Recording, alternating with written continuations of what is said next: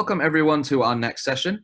Up next, I would like to introduce Bechara Saab, who is the co-founder, chief scientist, and CEO at Mobio Interactive, as well as Gaurav, who is the senior VP, strategy and head of business development at Biocon Biologics in India. Today, they'll be talking to us about the future of Rx plus DTx. I will now hand over to them too.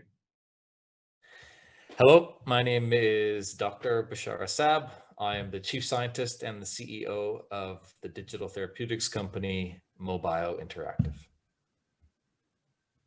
Hello, I'm Gaurav, Laroia. I head corporate strategy and business development at Biocon Biologics. So I think, as the title says, Bechara, it's Rx DTx and what's the future? I think at least one way to look at it is healthcare costs are a growing burden. COVID hasn't made it easier. In fact, it's identified bigger gaps in the inequality of healthcare with the epidemic of diabetes and the relating comorbidities, and even mental health existing at the backdrop of everything and unnoticed. And here comes the coronavirus, and then exposes it all in many ways, right? All the way from people with comorbidities having a greater impact on how severe the disease is, to mental illness of even the people who were not identified as such, right? It's a huge gap. So I think the future of Rx DTx lies in solving the biggest problem. How do we make healthcare more equitable and accessible to all? And this is where the digital technology perhaps plays a role, because it really helps to democratize healthcare. Drugs will get cheaper with the advent of generics or biosimilars coming in, but much of the cost in the healthcare system, which we've discussed this in the past, lies outside the drug cost, and it's as much as 70 to 80% that lies outside the drug cost. And this is where the role of digital therapeutics comes in, and the way. The analogy I would like to draw is what happened in the IT industry with, you move from mainframes to minis to desktops to handhelds. So you computed out from a higher cost venue and provider of care to a lower cost venue and provider of care. And if you look at that analogy and say, okay, how can digital really help in this? I think there are two broad categories. One is task shifting. The example that I outlined with what happened in the computing industry is very prevalent here. You can't expect doctors and the healthcare system to take a pay cut. What you can expect is moving tasks which now can be done at a lower cost venue or provider of care to be done, and that happens through digital, right? For example, take the example of coaching or insulin titration or insulin dosing. Initially, it was done at endocrinologists, and potentially is possible to be done by the patient himself or herself, provided certain risks are mitigated, like hypoglycemia. So as long as you can move certain tasks and allow for that to happen, you can shave off a lot of cost from the healthcare system, which is there just because it existed, and it has never been removed despite the technology existing, because we are a regulated field. So we need digital therapeutics as opposed to apps to do this sort of task shift. The other is where data can play a big role is when you mine this data with hypotheses in mind, right? And we have many chronic diseases like diabetes and other illnesses which are progressive, but not everyone progresses at the same rate. If there are identifiers of who progresses faster or slower, then you can redirect hypercare on a small subsegment of patients to be. And by doing that, you're really able to really delay the onset of the comorbidities and therefore save costs. So let me give you a for instance on this. If you just in the metabolic arena, if you know progressors of patients who are on insulin who will move from basal to basal bolus faster or progress into comorbidities faster through data mining, then you should be able to then hypercare these patients and provide them added support, maybe a coach, maybe other aspects of support that prevents this movement and save costs. So in essence, I think digital therapeutics can democratize healthcare. Why? Because there's a lot of cost outside the drug itself, and that's about 70 to 80%. And that can really be done using this framework of task shifting and risk stratification across the patient journey. The patient journey is important to know, but what's more important to know is what about the patient journey can help democratize the healthcare. And I think those are two filters which can be applied to assess the problem and take it from there. Yeah, but I welcome your thoughts. I couldn't agree more. Sorry, yeah. So I think right before I cut out, I was talking about how the second bit in this, is really ushering an era of precision medicine. And with precision medicine, not only can we stave off comorbidities, but we're also able to escape some mistakes. There's quite a bit of cost in the healthcare system that derives from, let's say, simple mistakes, but simple and complex mistakes. And having more data can help reduce those mistakes from happening. Of course, this is digital therapeutics, and on its own. But today we really want to talk about the combination. When you take Rx, you take your pill, and you take DX, the app, and you bring them together.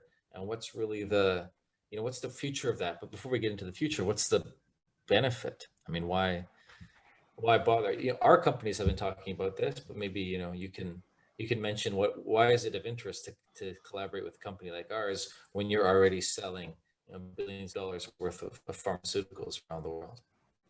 No, absolutely. And I think you touch upon another important point, and I just wanted to highlight that precision medicine and that's risk stratification is totally important. And often it's been restricted in the minds of people to where only biomarkers exist in the true sense today. But that would change, right? Because you can now mine out data from algorithms of data pattern recognition, etc., which will allow for more precision medicine. So the definition of precision medicine will perhaps broaden, right, as we go forward, and it won't restrict itself to oncology, where there's a lot of investment behind a marker to a disease or a particular type of cancer, and that needs to broaden out because there's a lot that can be done with intelligent mining of data.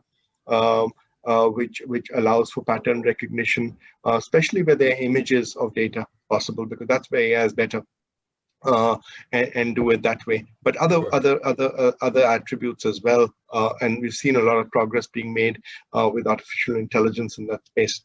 But yes, why Rx per DTx? As I mentioned, right, 10 times 10 won't happen by one aspect of it alone, right? It's the drug and the digital therapeutic together. And it's not an app. I think it's a therapeutic. People have to get used to the concept that combination therapy can be a product and a digital therapeutic, as opposed to, it's that app which I can download from the Play Store and play with it. No, I think it's got much more meaning. And because we are so regulated, that the concept of the app where it's lifestyle oriented moves away, where it actually facilitates the pill from doing much more, right, in actually being more effective.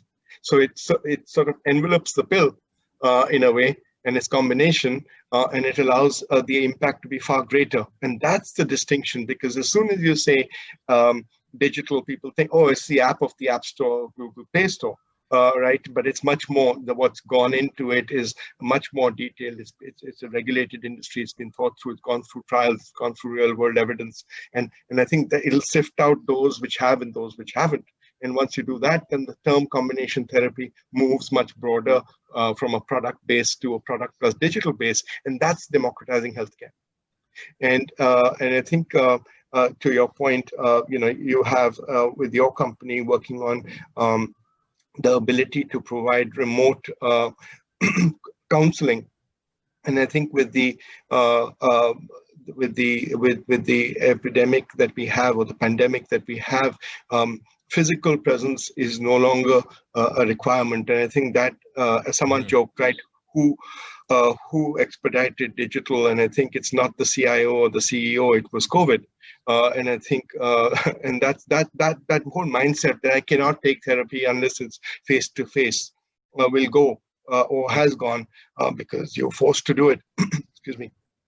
And and there's so many disease states where if that coaching was possible together with the pill, as I was saying, it envelops the pill, right? Then you have a far greater outcome of the treatment that you're giving because it's a combination. It's a combination of things that you need, and you don't have to go each time outside the house or to a specialist center. You can take, you can triage the cases, and certain cases can be done. So it's a lot of segmentation, and it's actually unscaling the advantage, right?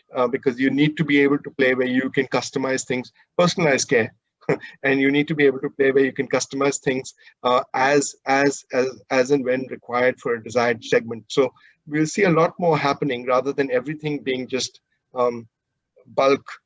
It'll be far more customized as we play this going forward. But welcome your thoughts. What do you think? Well, I was starting to think about what are the therapeutic areas where we'll start to see progress first. As you know, we've put quite a bit of focus and effort into clinical validation in psycho-oncology, and are now underway with clinical trials, Rx DTx clinical trials in cancer. And one of the main reasons why we picked this as a disease category is because we're very good at quantifying stress objectively through the mobile device camera, no wearable required. And we're very good at increasing people's resilience to stress through contemplative practices like evidence-based mindfulness. And cancer is an extremely stressful disease. I mean, we know already from one of our clinical trials with cancer survivors that our digital therapeutic is as effective as group psychotherapy in reducing stress in cancer patients. And one of the things that stresses out cancer patients, cancer survivors in particular, is this fear of having cancer again, which can be really, really debilitating for many patients. And we're able to get that under control using nothing more than a digital therapeutic, which costs 5% of group psychotherapy. And we do this at the same level. But one of the things we learned in this clinical trial is that the digital therapeutic would be even more effective if it was delivered earlier on, at the time of diagnosis, and especially during treatment. Because while anti-cancer drugs are extremely successful in preventing death, they typically have really difficult side effects, if only because of the hormone dysregulation, a lot of fatigue, increased incidence of mental illness comorbidities. And so one of the big things that we're focusing on now is can we improve the overall patient well-being by delivering the digital therapeutic along with the pharmaceutical? And can we reduce the side effects that necessarily come from the types of pathways that are being targeted by the anti-cancer therapy? And that's super exciting for us. And I mean, it seemed like a very obvious kind of first step for our company to focus on. But somebody like yourself has more of a broad view, I think, than I would on pharmaceuticals in general across different populations. So I'm wondering if you could identify some other areas that might be super interesting for the Rx DTx pairing. Yes, and I think it's just before I answer that question, just to also set into stage, right? These companies existed separately, and that's okay, because there's competence that is required and the capabilities that are required to produce a drug are different to what is required to do DTx, right? True. And Very now true. they have to come to, and DTx will always, that digital arm in in a pharma company will look at it, whereas it's actually it's therapeutic, and it's not. We need to move away from digital therapeutics being marketing tools to actual therapeutics used in combination therapy, right? And the North Star is very clear, as you said, 10 by 10, right? Increasing equitable access to more people at a better stage, so that the outcomes are far greater in terms of improvement, and that becomes very important, because if the sole purpose is to use a digital therapeutics to upsell because you are better than the next, you're you're second to market of a new class of drug, and therefore you're using a digital therapeutic. Your North Star is very different to if your North Star is actually 10 by 10.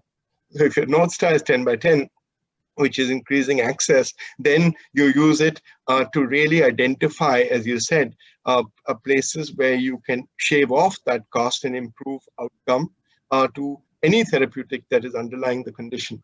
And you do it in combination, and you do it first. And I think the trick here is, again, any disease state, one probably needs to, it requires thought, right? It requires thought because you need to know the patient journey totally.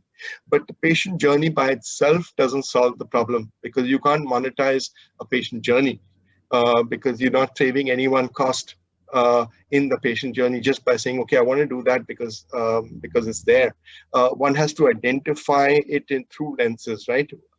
Risk stratification, personalized care, as I say, which parts of it are amenable to personalized care and which parts of it are amenable to task shifting, right? And one has to look at these systems. The second confounding factor on top of this is the type of health system that one approaches a combination with. That health systems around the world are very disparate, right? You have systems where they control both the payer and the drug and the provider. Closed loop systems, NHS being one, in India, ESI, the defense systems being one, where they have primary care, tertiary care, as well as the drug cost being reimbursed totally. Those health systems are much more amenable to a preventive attitude towards treatment, or let's solve the problem first.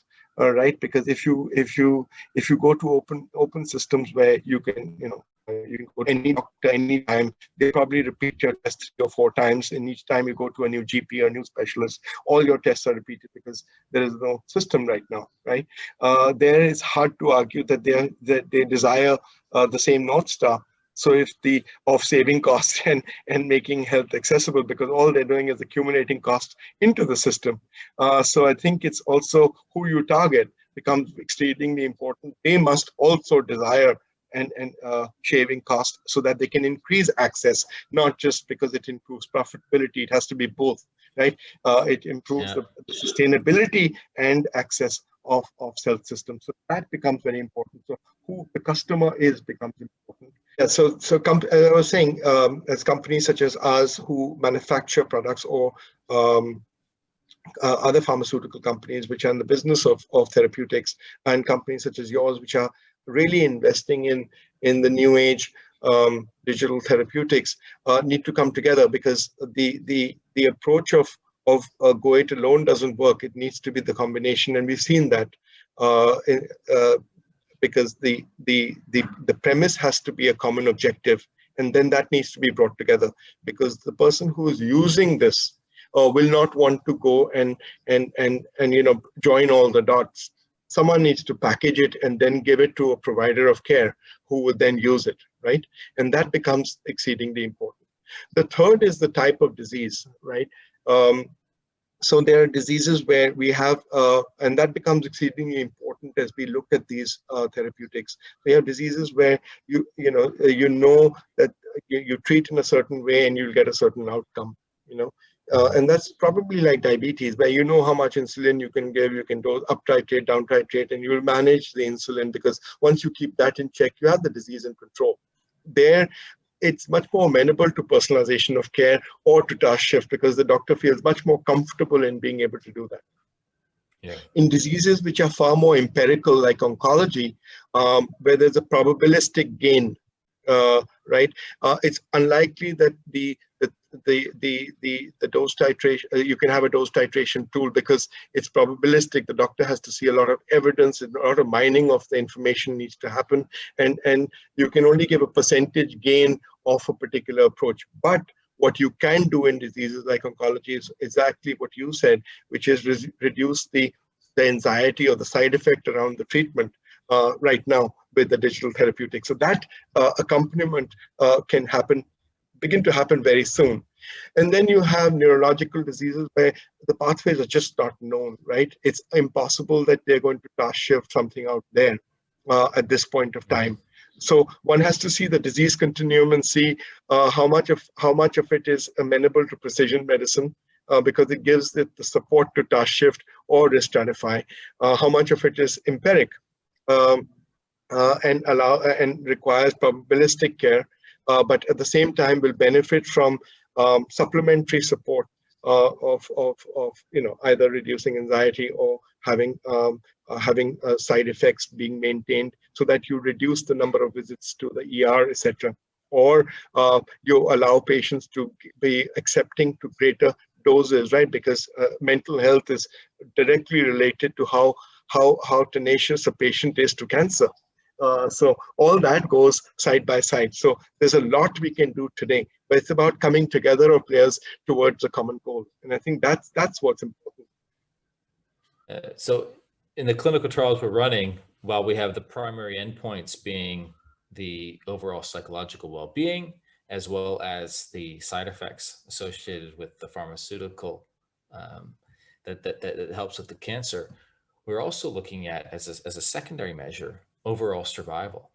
Can we actually improve the condition of the patient so much that we move the needle on the prognosis of the tumor? This is, some would say, maybe a bit of an audacious type of goal, but this is something that has, at least theoretically, some promise to it. And so the sooner we start examining it, the sooner we'll start learning about how to actually use digital tools in order to improve the chance of somebody surviving a traumatic disease like cancer. And so that I think is also, really exciting. Absolutely. Yeah. And just to add to that, right, and that really brings in the whole premise that digital therapeutics along with RX is a combination therapy, because now you're testing for a hypothesis that is going into a clinical claim.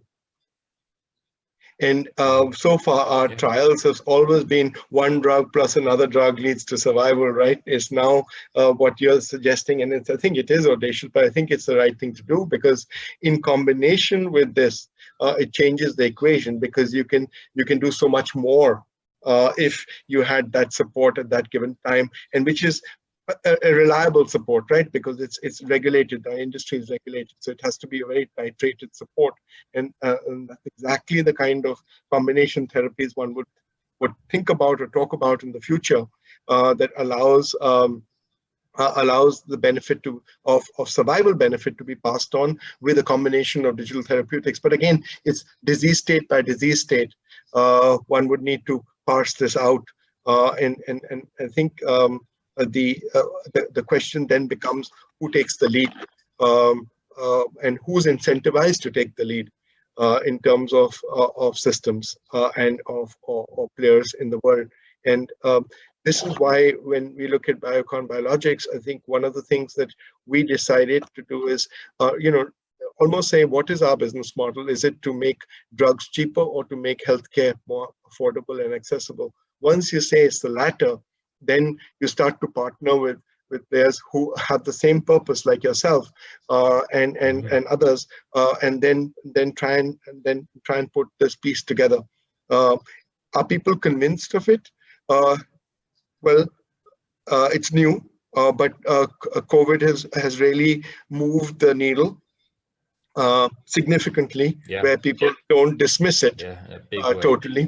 Right, and a proper segmentation will always find people who have a need and want to partner and deliver this, because I think there will be no choice.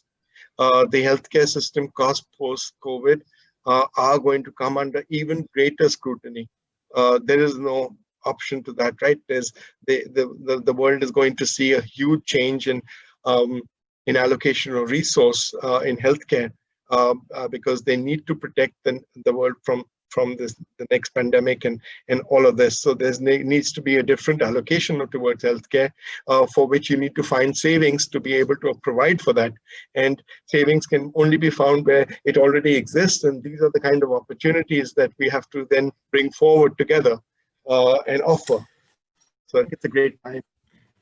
You mentioned something earlier about how the economies that will adopt this first, or the ones that are most motivated to do so, are the ones that have this closed loop, the ones where where the the healthcare deliveries and the people who receive the healthcare really benefit from reducing costs overall. Everybody benefits. And so these will be probably the markets that will approve and really push forward with Rx DTx pairings. But do you see any other differences around the world, like emerging markets versus pre-existing markets, in terms of how hungry patients are for the adoption of Rx DTx pairings? Absolutely. I think it's also pivoting our view towards, is it a market or is it a health system? Because different health systems sometimes exist within each market. You can have an open loop system or a closed loop system within the same market, right? India is a case in point. US is a case in point. You have out-of-pocket patients, but you also have closed loop systems where the government has, in the defense of the ESI. In the US, you have a Kaiser on one side, and you have the PBMs on the other side, and in the middle you have someone like Cigna, who is somewhere in the hybrid, right? So closer you are to where the impact of the system benefits from savings, because the system has two places to pay from, right? It has a drug pocket to pay for the drug and a pocket to pay for clinical expenses. There's no third pocket. And if it can save in either of these two pockets, and if it wears the same trousers, right, then it has a benefit. So you need to find systems where you're saving. It doesn't matter, because you're saving out of one of the two pockets, and it allows you to then bring that forward and that thinking forward, and adopt these assets, which is drug plus DTx, and really benefit every stakeholder. There's a pan-stakeholder benefit, right? There's no policy change needed to make this work, right? There's the patient benefits, the system benefits, companies benefit, and the healthcare, overall healthcare benefits. So there's no loser in this equation. It's not saying that I'm going to increase your cost while doing this. We're saying we're going to actually save cost while doing this, and have a sustainable business. And there's nothing better than that. Gaurav, you were mentioning about all the different stakeholders that benefit, right? This pan benefit. If this is the case, let's fast forward 10 years from now. So we're in the year 2030. Yeah, so to wrap things up, it's really interesting, I think, to see all the aspects of the Rx DTx pairing. Mostly we focused on patients, and I think that's the most important thing to focus on, and how things will be implemented and where they'll come into effect first. But there's this whole other side about IP, and then of course data privacy. COVID has made people more comfortable sharing their data with digital therapeutics or on online ways. But that doesn't mean that we have to be any less careful with the data that we do collect.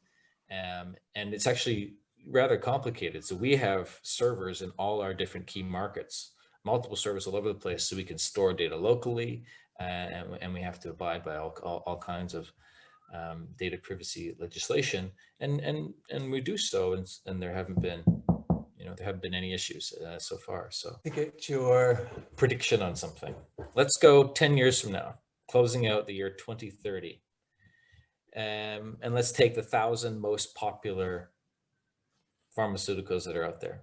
Do you think by then over 50% of these 1,000 most common drugs will have a digital companion, will be part of an Rx DTx combination? Yes, that's a really interesting question. Unfortunately, I don't have a crystal ball, but I would say there's a need for it. Whether it happens or not, I don't know, but there's a need for it. And I say whether it happens or not is a separate point. Why? Because one has to reimagine the way we develop these, right? Because you can't look at countries as the market. You need to look at health systems as markets. You need to look at patient benefit, and you need to look at patient benefit across the patient journey, but also to make it sustainable, you need to say, okay, does it have a pan-stakeholder benefit by assessing for risk stratification or task shifting? You need to make sure that the partnerships can come in being, right? Because the capabilities and the technical know-how you have in your company is not what we have to develop it, and vice versa. So how many of these partnerships will form? But I think the driver is two parts, right? One is COVID and the removal of these barriers that we've seen towards digital. The second is what you described today, and many others perhaps are looking at reimagining what they think of combination therapeutics by actually doing clinical trials that allows for a stronger claim. So digital therapeutics are not seen as apps, but actually seen as actual therapeutics that can extend benefit far greater than what was ever perceived before. Because they actually save cost and will provide better outcomes, and has to be done in a disease-specific manner. So maybe that's the answer to a prediction, but unfortunately, I don't have a number. I wish it was, is what I would say. So do I. Absolutely. Yeah, absolutely. Thank you both for that interesting presentation. Please stay tuned, everyone. Our next session will begin momentarily.